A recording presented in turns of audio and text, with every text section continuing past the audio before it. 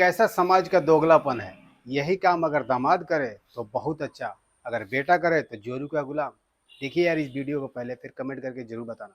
करते हैं ना। अब घर के सारे काम आप करते हो? चेतना क्या करती है फिर? वो तो आराम करती है ना, वो तो सोती है। 2 दिन पहले ना चेतना ने काम वाली को घर से बाहर निकाल दिया था, क्योंकि उसे चाहिए था कि सारा घर का काम मैं ही करूं। तो अभी मैं झाड़ू लगा रहा हूँ, फिर बर्तन धोऊंगा और फिर नाश्ता वाश्ता बनाऊंगा, और वो तब तक सो रही है। नहीं जीजू, दीदी ऐसा नहीं कर सकती है। अरे दीदी तो हमारे घर पे भी सारा काम करती थी, और अब आपसे क्यों काम कराएंगे वो? वैसे चेतना है कहाँ? बुलाना जरा, देखू कहाँ है। मम्मी, ये सब क्या चल रहा है?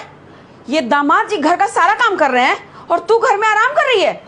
अरे नहीं नहीं मम्मी, मैं घर का सारा काम करती हूँ। कभी नहीं, तुम क्या कर रहे हो? मैं करती हूँ ना सारा काम। अरे तुम क्या कर रही हो? अब मम्मी आ गई है यहाँ पे तो सच सच बता ही दो ना।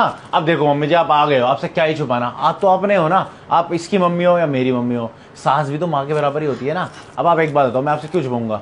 मैं इसके बाद अभी आप आ गए हो ना, अब आपके सामने मैं आपका नाश्ता बनाऊंगा, मैं सारे बर्तन धोऊंगा। देखो कितना कूड़ा फैला हुआ है। अभी तो कपड़े धोने के लिए पड़े हैं कम से कम 50। पिछले 1 महीने से इसने कपड़े नहीं धोने दिए काम वाली को। अब उसके बाद अब मैं जाऊंगा, सारे कपड़े धोऊंगा। वो तो अच्छा, आज आप आगे, आप देखोगे ना आपका दामाद। जब आप कुछ मत बोलो, नहीं तो ये मेरे ऊपर दहेज का केस कर देगी। एक्चुअली क्या है ना, इसने बोला है अगर मैंने इसकी बात नहीं मानी, घर के सारे काम नहीं करे, दहेज का केस कर देगी। मेरे माँ बाप को पहले ही घर से निकाल चुकी है, अब वो हमारे साथ थोड़े रहते हैं। आपको बताया नहीं इसने कि मेरे मम्मी पापा मतलब इसके सास ससुर अब घर पे नहीं रहते हैं? अरे नहीं मम्मी, ये ना बकवास करे, और मेरा घर का मैटर आप इसमें मत पढ़ो। घर का मैटर है?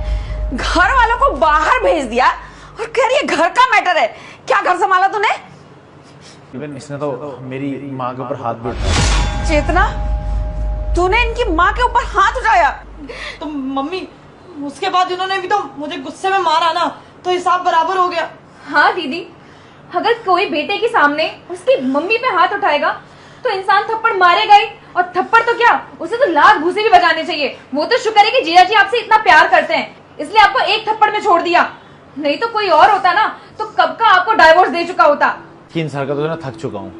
आप अपनी बेटी को लेके चली जाइए, मैं इसको तलाक देने के लिए तैयार हूँ। अगर इसे केस भी करना होगा मैं वो सब कुछ बर्दाश्त कर लूंगा, मगर हाँ, मैं अपने माँ बाप के बिना नहीं रह सकता और इस बेइज्जती के साथ नहीं जी सकता कि मुझे घर के सारे काम करने पड़ रहे हैं और ये महारानी की तरह अंदर बैठी है।